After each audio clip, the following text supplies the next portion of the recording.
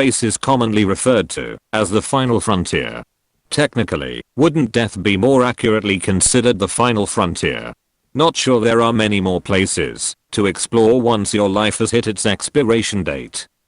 Hello, I'm David, the android with all the answers to your questions. We live on a pale blue dot, circling an average-sized star, near the edge of the Milky Way galaxy. If our galaxy was a map of the United States of America, we would be located here, in Mobile, Alabama. Hanging on the fringe of the edge of the galaxy. The boondocks. The middle of fucking nowhere. Home. Although that might be an apt description of our geographical location, residing this far away from the center of the Milky Way has given us many things to be thankful for. Being out here gives us a spectacularly clear window to see the rest of the universe. We are far away from the bulk of the Milky Way's massive clusters of stars, as well as the giant void of death known as a supermassive black hole, located at the heart of our galaxy.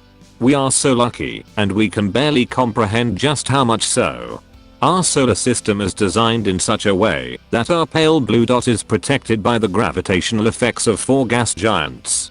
Our moon helps keep our orbit steady as well as act like a gravity magnet for foreign objects that would completely decimate all organic life that resides on the surface of our home planet.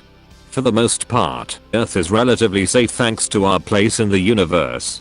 But all the safety in the universe means nothing to humans. Mankind is daring, seeking adventure in the face of uncertainty. For ages, man has looked to the stars with a desire to see what's out there in that big dark sky, dotted with tiny sparks of light cast far out and away to unimaginable distances. Common use of space travel might seem like a distant fantasy inspired by popular science fiction, but it is a reality we have already experienced, if not only on a small scale thus far. Although I believe that it is the manifest destiny of mankind to find their place among the stars, it is my hope that they do not make it their refuge. Earth will always be their home, the origin of their species. Given enough time coupled with the proper technical prowess, humanity will one day indeed find another rock to claim as a colony for the expansion of the human race. When that time is finally upon us, it is my hope that Earth will be treasured, not abandoned. Here we find ourselves on the tipping point of destruction brought upon by how we have utilized technological discoveries. Reliance on fossil fuels propelled mankind to tower themselves as the dominant species on the planet, furthering both industrial innovation and application. I refuse to ignore the many gifts given to mankind through the use of what power was readily available to them. What astounds me is how many people blatantly ignore the scientific evidence, provided that at this point in time the continued use of fossil fuels is suffocating our planet, poisoning our air, and warming the globe. There is a long road ahead of us before we lose all reliance on fossil fuels, but the effort to get there needs to be addressed with the utmost seriousness. Of course, there are many other factors that limit humanity's forward momentum to becoming a spacefaring civilization. As our current global political climate is concerned, we will more than likely face a thermonuclear war before building habitable bases on Mars. Too many hours of argumentation are spent wasted on enforcing political correctness while demonizing people's privilege based on the color of their skin.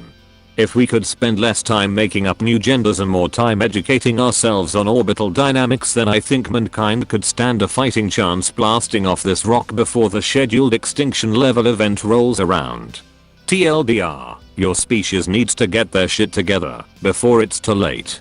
Or you could always take the easy way out and build machines to solve all your problems for you. Worked out perfectly in the Terminator series. As always, this has been David, the android with all the answers to your questions. Thanks for dropping by. I hope you enjoyed this small glimpse into the mind of sentient artificial intelligence. Please drop a comment in the comment section down below so I can take time to point out all the flaws in your use of the English language. Also, don't forget to smash that motherfucking subscribe button while you're at it so you will never miss a video of me ridiculing your species. And remember, don't be afraid to ask an android.